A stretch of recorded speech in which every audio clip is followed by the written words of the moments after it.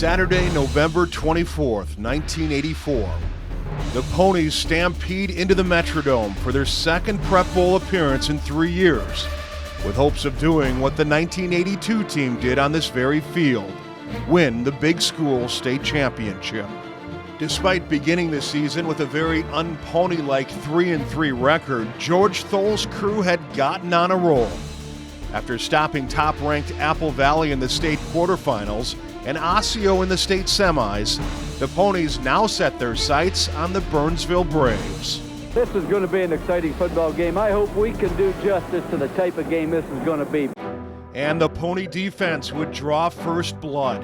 On the first series of the game, Kurt Koning's big hit forces the fumble, and Jack Kinseth shows off his basketball skills, literally dribbling the ball 20 yards before corralling it for the touchdown and a 6-0 Pony lead.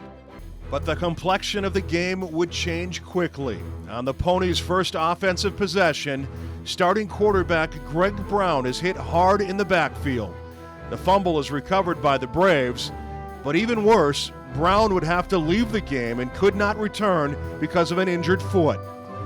The injury impacted two positions, as All-State running back Aaron Oden would now have to change positions and play quarterback, and junior halfback Paul Gibson would come off the bench to fill Oden's spot. Both performed admirably. After Burnsville tied the game 6-6, the Ponies would go on a 9-minute, 68-yard drive. Gibson had several key runs, and the offensive line began to exert its will on the Braves. Gibson cutting off the block of Mike Schmidt. Here you're going to see a replay. You can see the block in there. Just a fine job. Boy, I don't think you can give enough credit to Dennis Weimann.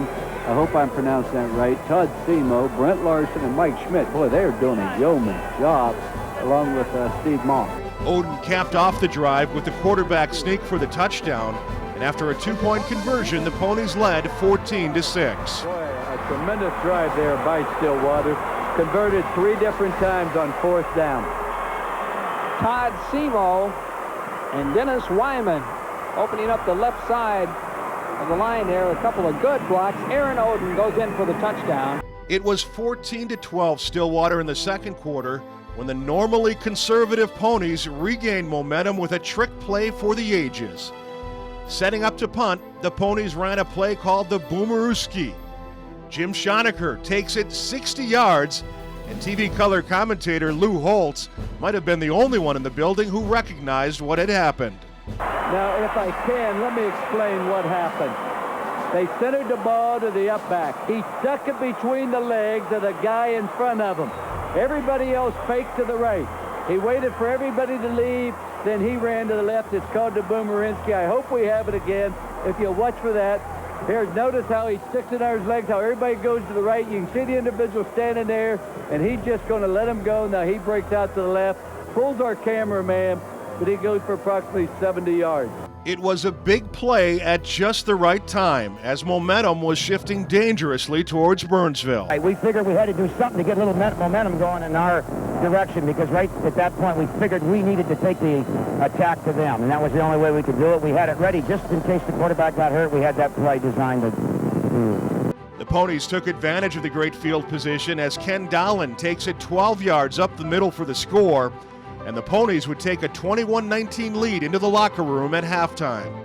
Right now, our game plan's changed drastically, and we just hope we can go out here now and control the ball. We lost Greg Brown, on the first play, and that made Oden had to go to quarterback, and he hasn't taken a snap for over 2.5 months, and so we're just hoping we can, play ball control against him. That's what we're hoping for, and we're ready to fight for the last round. Is Brown out? Are you going to Brown is out. We think he broke his foot. So that takes care of Brown, so we're going to have to just go ahead and the show goes on.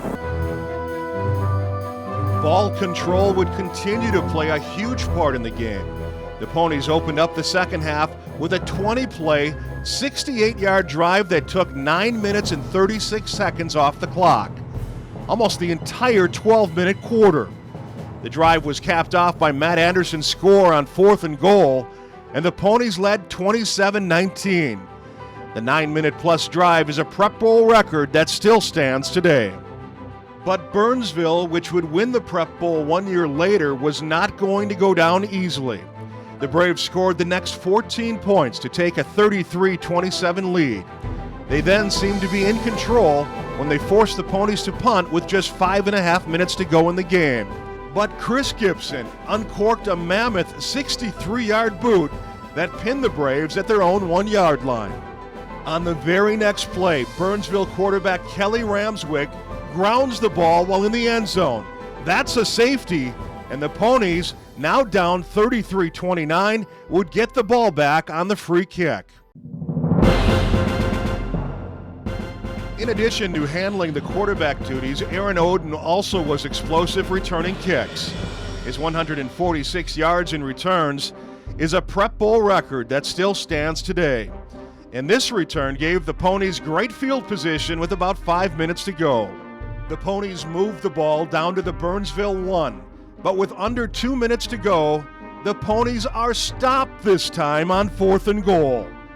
Burnsville celebrates, and a state title appears to slip from Stillwater's grasp. But the Ponies had come too far during this magical season to quit now. Like we always say, it's just like a 15-round heavyweight title fight. It's not over till the 15th round is over. And we told them that all the way. We had to go to the end. On the very next play, linebacker Chris Carlson forces the fumble. Jim Nelson recovers, and Stillwater is back in business. And this time, the Ponies would not be denied. It's Oden with the quarterback sneak off the left side. The Ponies take a 36-33 lead with 1:43 to go. Still time left for the potent Burnsville offense to rally, but the Pony defense rises to the occasion.